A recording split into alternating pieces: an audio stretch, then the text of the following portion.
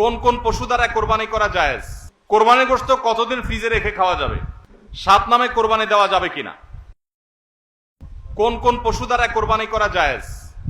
কোন কোন পশু দ্বারা কোরবানি করা জায়েজ ভাই? এটার উত্তর হলো, কোরবানি করা যাবে ওঁট দিয়ে, যদি ওঁটের বয়স হয় 5 বছর। কয় বছর?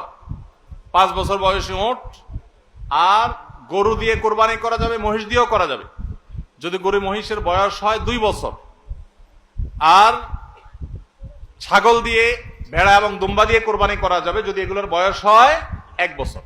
তাহলে 3 ক্যাটাগরির পশু, ওট আর গরু মহিষ এবং ছাগল ভেড়া দুম্বা, এই 3 ক্যাটাগরির পশু দিয়ে কোরবানি করা জায়েজ আছে।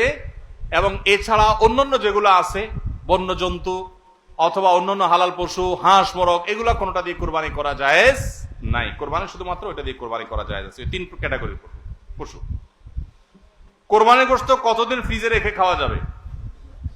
কোরবানির গোশত কতদিন ফ্রিজে রেখে খেতে পারবেন? ভাইরা আমার, এটার কোনো লিমিটেশন নাই। এটা নির্ভর করবে আপনার রুচির উপরে। এটা নির্ভর করবে যে আপনি কতদিন রেখে নিজে খেতে চাচ্ছেন, বা এটা কতদিন ভালো থাকে তার উপরে। অনেকে খুব বেশি দিন গোশত ফ্রিজে রেখে, মাছ ফ্রিজে রেখে খেতে পছন্দ করেন না। ভাইরা আমার, কোরবানির গোশত যেহেতু আল্লাহকে আমি দিয়ে দিয়েছি, এটা আসলে আমার কিনা গোশতের মতো না। অতএব এখানে আমি যেটুকু পাই ওইটুকুই আমার জন্য বেশি, এই মানসিকতা থাকলে তাহলে গোশতের মধ্যে লাভ লস আর হিসাব করার মানসিকতা আমাদের থাকবে না। কোরবানির পশুর গোশত বেশিরভাগই দান করে দিবেন। আপনি 3 ভাগের 1 ভাগ দান করলেন, 1 ভাগ আত্মীয় স্বজনকে খাওয়ালেন, আরেক ভাগ আপনি রেখে দিলেন। এটা হলো মুস্তাহাব, কিন্তু এটা জরুরি না। কেউ যদি বেশিরভাগও রেখে দেয় তার কোরবানি হয়ে যাবে। উদ্দেশ্য যদি আল্লাহকে খুশি করা হয়, গোশতটা যদি মূল উদ্দেশ্য না হয়। কারোর উদ্দেশ্য হতে পারে যে আমি রেখে দিয়ে পরে আস্তে আস্তে আল্লাহর রাস্তে মানুষকে দিব, গরিব দুঃখীদেরকে রান্না করে খাওয়াবো, নিজেরাও খাবো, তো আলহামদুলিল্লাহ তিনি রাখতে পারেন। এটার কোনো লিমিটেশন নাই যে কোরবানি গোশত এতদিনে বেশি রাখা যায় না, এমন কোনো কথা নাই। আসন্ন কোরবানি নিয়ে যদি কিছু নসিহা পেশ করতেন, আমরা বলে ফেলেছি সেটা। 7 নামে কোরবানি দেওয়া যাবে কিনা? কোরবানি 7 নামে দিবেন কিনা? ভাইরা আমার, কোরবানি মূলত আল্লাহর নামে হবে, এটা আমাদের বলার ভুল। আমরা বলি 7 নামে কোরবানি, আসলে 7 নামে না, 7 জনের তরফ থেকে, 7 ব্যক্তির তরফ থেকে কোরবানি হয়, 7 ব্যক্তির পক্ষ থেকে কোরবানি হতে পারে।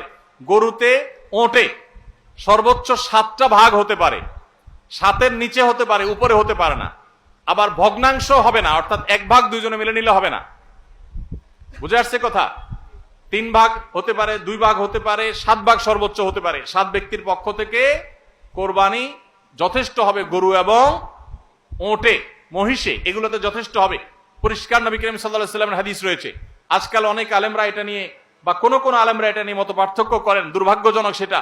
এটা নিয়ে সংখ্যাগরিষ্ঠ ইমামদের দ্বিমত নাই। আরব আজম কোন দেশে সংখ্যাগরিষ্ঠ আলেমদের কোনো দ্বিমত নাই যে গরু, ওট এগুলো 7 ব্যক্তির তরফ থেকে যথেষ্ট হবে।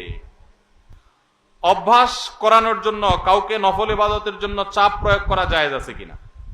নফল ইবাদতের জন্য সাধারণ অবস্থাতে চাপ প্রয়োগ করা জায়েজ নাই, কিন্তু অধীনস্থ লোকজন, নিজের ঘরের লোকজন, তাদেরকে মৃদু চাপ দেয়া যেতে পারে, যেটা জুলুমের পর্যায়ে যাবে না। সেটা হলো দাবির জায়গা থেকে, সেটা শেখানোর জন্য, অভ্যাস করানোর জন্য অধীনস্থ নিজের পরিবারের সদস্য এরকম লোকদেরকে। তাও চাপ বলতে যেটা বুঝায় যে জবরদস্তি করলেন, কষ্ট হলো তাকে করালেন, এটা করা জায়েজ নাই, কারণ এটা ফরজ ইবাদত না। নবী করিম সাল্লাল্লাহু আলাইহি ওয়াসাল্লাম রমজানের শেষ দশকে পরিবারের লোকদেরকে ঘুম থেকে ডেকে তুলতেন ইবাদতের জন্য, নফল ইবাদতের জন্য। তো এই টাইপের পরিবারকে আপনি আহ্বান করতে পারেন, এটা কিছুটা জোরাজুরি বলা যেতে পারে বাহ্যিক অর্থে। কিন্তু চাপ প্রয়োগ বলতে জুলুম যদি বুঝায় বা জবরদস্তি যদি বুঝায়, তো অভ্যাসের জন্য জবরদস্তি করানো জায়েজ নেই, কারণ বিষয়টা নফল। পিরিয়ড অবস্থায় মুখস্থ সূরা বা কোরআনে কারীম থেকে তেলাওয়াত করা যাবে কিনা? পিরিয়ড অবস্থায় কোরআন তেলাওয়াত করার ব্যাপারে জমহুর বা সংখ্যাগরিষ্ঠ ইমামদের মত হলো, মা বোনরা পিরিয়ড অবস্থায় কোরআন তেলাওয়াত করবেন না। তারা কোরআন তেলাওয়াত শুনতে পারেন, তারা ইসলামিক বই পুস্তক পড়তে পারেন, তারা অন্যান্য দ্বীনি বই, তাফসীর গ্রন্থ, হাদিস গ্রন্থ পড়তে পারেন, দোয়া দুরূদ জিকির আজকার সব করতে পারেন, কিন্তু কোরআন তেলাওয়াত তারা করবেন না, কোরআন স্পর্শ করবেন না। এটা হলো জমহুর এবং সংখ্যাগরিষ্ঠ ইমামদের মত। আমার বাবা একজন ব্যবসায়ী, তিনি ব্যবসায় হারাম করেন। আমি ঠান্ডা মাথায় অনেক করে বুঝিয়েছি, এর কারণে আমাকে দোকান থেকে বের করে দিয়েছেন। এখন এই ব্যবসার টাকা কি আমি খেতে পারবো? আমার জন্য কি হারাম হবে?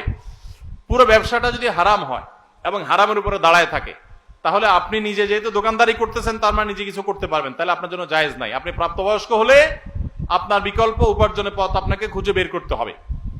আপনি টিউশনি করে হোক, অন্য জায়গায় চাকরি করে হোক, নিজের হালাল উপার্জন করবেন। হারাম সম্পূর্ণ হারাম হলে সেটার উপর নির্ভর করতে পারেন না। হ্যাঁ, দুই একটা আইটেম হারাম আছে, ম্যাক্সিমাম হালাল, এরকম যদি হয় তাহলে সেক্ষেত্রে আপনার জন্য এটা সম্পূর্ণ হারাম হবে না।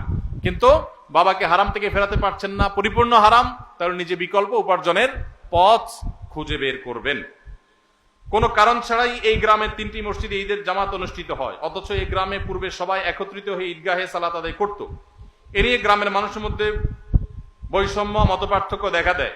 ফলে গ্রামের মানুষ একে অন্যের উপর রাগ, ক্ষোভের সৃষ্টি হয়।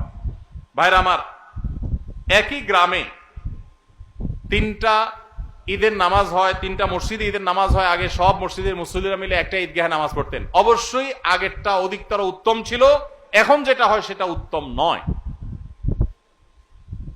ঈদ এটা নিয়ম হলো মাঠে হবে, মসজিদে হবে না। কোন কারণ ছাড়া মসজিদে ঈদের নামাজ আদায় করা এটা সুন্নাহর খেলাফ, মাকরুহ।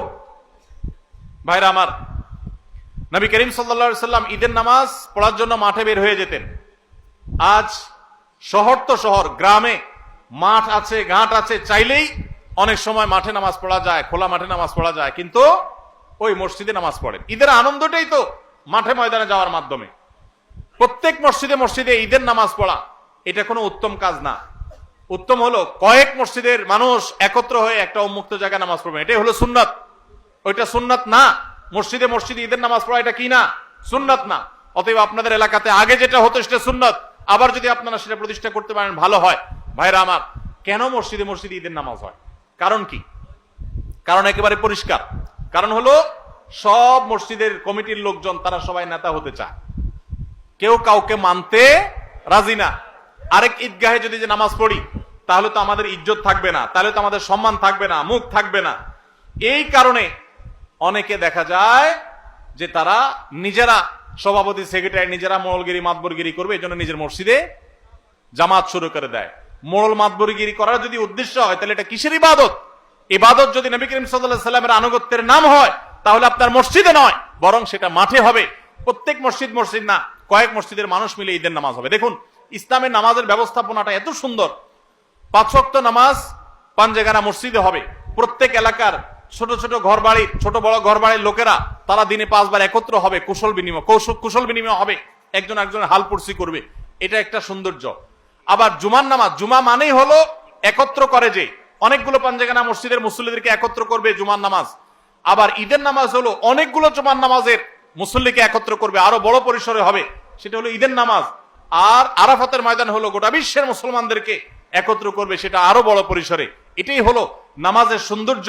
এই চেইনটা ইসলাম দিয়েছে, কিন্তু আমরা সেটাকে নষ্ট করে ফেলেছি। এই জন্য আপনাদের গ্রামে যারা 3টা মসজিদে বিভক্ত হয়েছেন তারা আবার একটা ঈদগাহে একত্র হন।